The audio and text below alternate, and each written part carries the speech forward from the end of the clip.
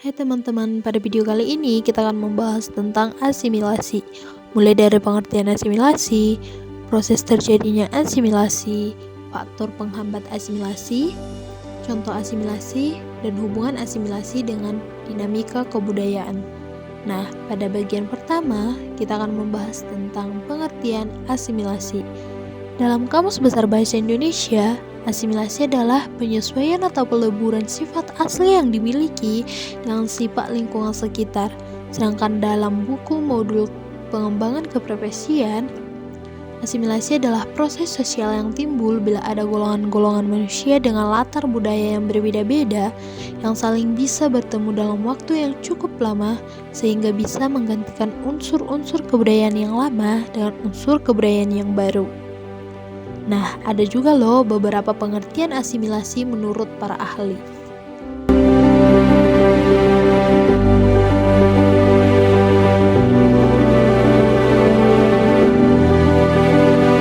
Nah, itu tadi adalah beberapa pengertian asimilasi menurut para ahli.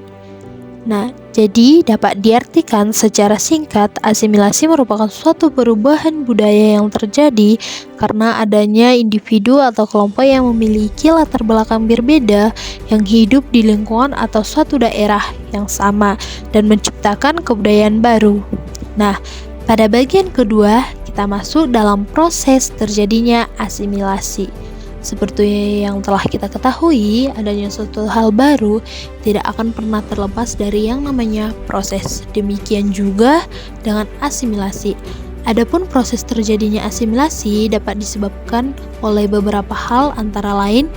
Yang pertama, adanya perkumpulan masyarakat dengan latar belakang budaya yang berbeda. Hal ini seringkali terjadi di lingkungan sekitar kita, baik itu di lingkungan sekolah, rumah, ataupun masyarakat. Maka dari itu, ketika kita sedang berinteraksi sosial, tidak bisa terlepas dari budaya yang sudah tertanam dalam diri kita sejak kita kecil. Yang kedua, interaksi sosial antara individu dengan individu lainnya.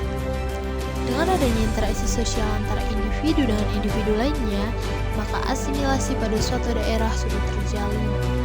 Pada dasarnya, setiap manusia tidak bisa terlepas dari interaksi sosial, terutama dalam perkumpulan suatu masyarakat.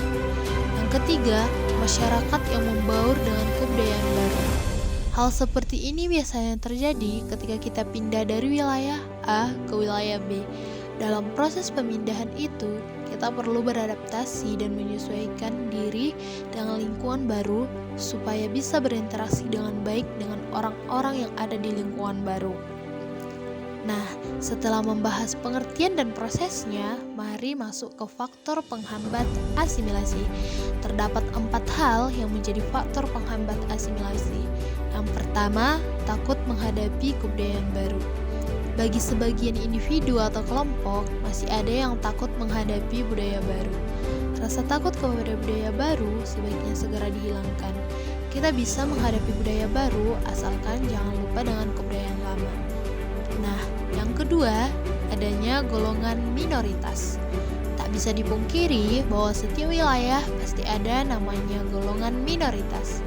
Golongan minoritas ini sulit menerima kebudayaan baru karena takut dicemooh oleh golongan mayoritas atau golongan yang lebih banyak dari mereka. Yang ketiga, kurangnya ilmu pengetahuan tentang kebudayaan asing.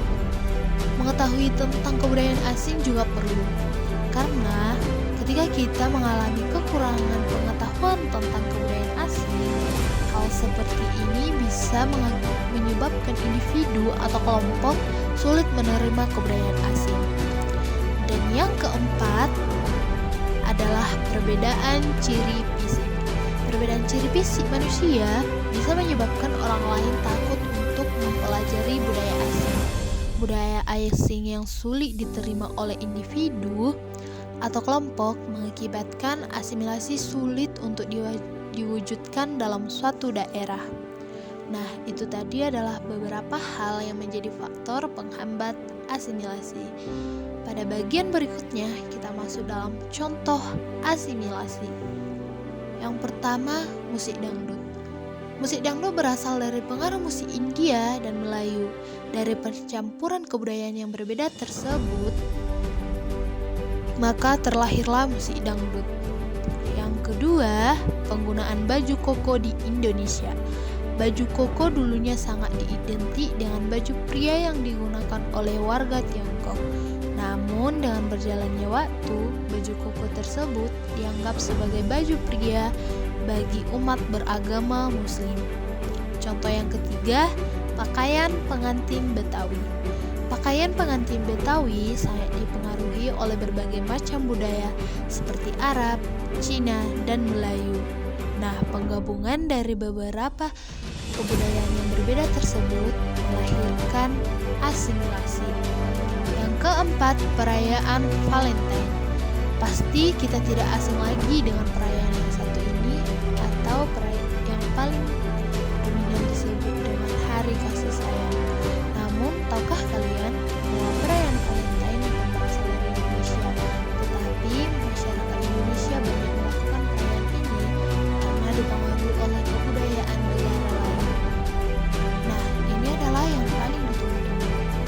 Mungkin sebelum dijelaskan, kita sempat berpikir apakah asimilasi merupakan bagian dari dinamika kebudayaan atau tidak.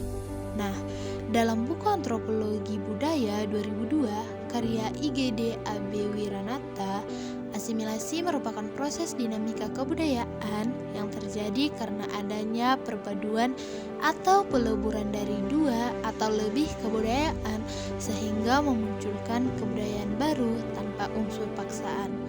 Nah, itu tadi adalah penjelasan singkat tentang